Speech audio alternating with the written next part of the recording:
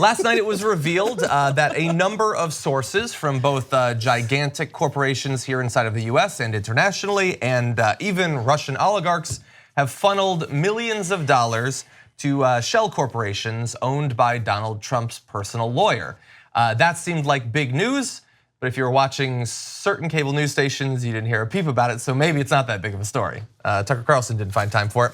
But anyway, as a day has passed, we found out more information, and some of those companies are attempting to explain why they dished out so much money to a guy with 3 legal clients and no history of significant legal work.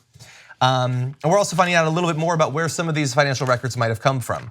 The Treasury Department's Inspector General is investigating whether confidential banking information related to a company controlled by President Trump's personal attorney, Michael Cohen, may have been leaked. And I believe on yesterday's program we talked about there were 2 ways that this information could have been achieved. One is through the discovery process in a court battle in California that Mr. Avenatti, Stormy Daniels' lawyer, is involved in. That's one way that you could have gotten it. The other is that the Treasury Department, someone inside of there might have leaked it.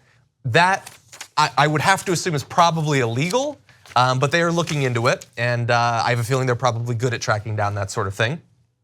Now, Michael Avenatti reached for comment about this, says that the source or sources of our information is our work product and nobody's business. They can investigate all they want, but what they should be doing is releasing to the American public the 3 suspicious activity reports filed on Michael Cohen's account. Why are they hiding this information? And the suspicious activity reports that he references there are investigations that need to be conducted if the Treasury Department notices suspicious transactions of over $10,000 at a time, of which there were apparently at least 3. Apparently these types of leaks, it's obvious that it could be through leaks that Avenatti got a hold of this information, but that's not uncommon. So a lot of times that part is left off. It's somewhat common for attorneys to get this type of information on someone, or especially if they're conducting some kind of, I guess, information grab on their lawsuit against someone like Cohen. So it makes sense. And again, I said it this morning, Avenatti sometimes, he comes off badly. Yeah, I can do with less of him. Right. But were you not, like yesterday, like so entertained? Like there was more and more and more. And yeah, it was certainly a busy day, and I don't know. I mean, there are a lot of ways that you could attempt to explain this pattern of all these transactions coming in to Michael Cohen. None of them look good. Some of them might be legal, which is good news for Michael Cohen, but certainly none of them look good. Best case scenario, this is just about the swampiest situation that we've ever seen. I mean, huge quantities of money being given to the personal lawyer of the president for some sorts of favors, whether meetings or favorable legislation. I mean, that's hardly rare in America. We've decided that we're just going to allow that, and we're going to flood our system with billions of dollars constantly. But it doesn't look good. And I would love to know what the White House thinks about all this, but we're not going to anytime soon. Eamon Javers tweeted that the White House will not answer a question about whether President Trump knew of payments to Michael Cohen from AT&T, Novartis, that's the pharma company, or Columbus Nova, that's the American subsidiary of the Russian oligarchs corporation. Refers questions to Trump's outside legal team. And you better ask them fast, because God knows they might be under some sort of investigation soon too. Yeah, so we have all this money, and it's a lot. Some of the companies we find out actually were paying far more than we thought yesterday. And they've been attempting to do some damage control, explaining why it is they provided so much money to Michael Cohen, but it's not looking good for them. The most honest, I guess, broker of all these deals is AT&T. When they were talking about their dealing with Cohen and potentially getting influence on the president, they almost straight up said it. They said, well, you know, we're looking to get this merger, Time Warner, was it Time Warner? Yeah. The Time Warner merger, I mean, it has been a fine deal. We're 2 different companies. It's not like we need to intertwine it's just 2 giants trying to merge and create more influence. Cool. And we just want to know how this president was going to approach it and maybe allow us to do it or not. What should we do? So we're going to give some money to get Michael Cohen to talk to us about what he's going to do before he does it.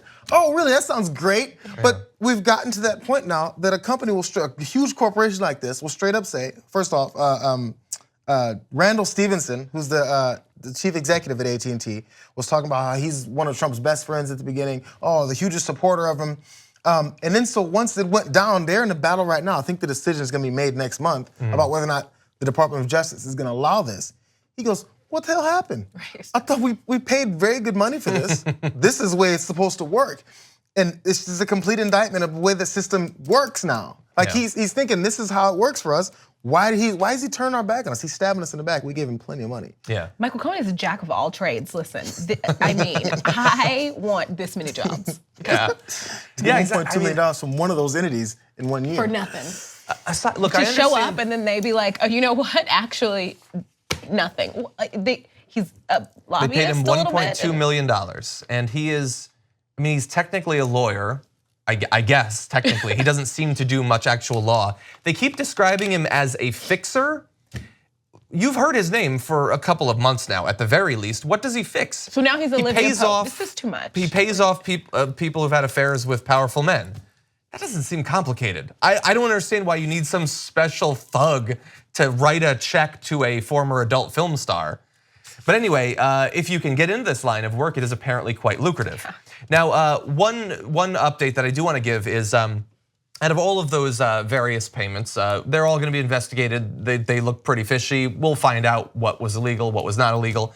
But the one that got the most attention was certainly the apparently $500,000 that was funneled to this shell corporation by the American subsidiary of a Russian oligarch's corporation. Now, I'm gonna give their defense. They're saying there was absolutely nothing wrong. Richard Owens is an attorney for this company, Columbus Nova. They said this: Columbus Nova is a management company solely owned and controlled by Americans. After the inauguration, the firm hired Michael Cohen as a business consultant regarding potential sources of capital and potential investments in real estate and other ventures. I would love to know what his experience is in that, although that is what Sean Hannity said as well, by the way. Reports today that Victor Vekselberg used Columbus Nova as a conduit for payments to Michael Cohen are false. The claim that Victor Vekselberg was involved or provided any funding for Columbus Nova's engagement of Michael Cohen is patently untrue. Neither Victor Vekselberg nor anyone else other than Columbus Nova's owners were involved in the decision to hire Cohen or provide funding for his engagement. So that is a very categorical denial of any involvement. So we just wanted to present that to you. They are denying that there's anything untoward about all this. Give him real estate advice. Yes. I did see also, by the way, that I don't have all the details on it. Perhaps we'll put it on tomorrow's show. But Columbus Nova, apparently around the time of the election, slightly before and slightly after, began buying up domain names having to do with the alt-right, like alt-right.com, alt-rit.com, all of these. I don't know, is that involved in real estate transactions? I'm not sure, but they did buy up tons of these URLs, which seems a little bit odd. Although apparently they also have money burning a hole in their pockets, so they can afford it. Cohen was getting paid. First off, we know about the payments for certain personal things. The AT&T thing, they said we want influence, so we know what he's gonna do.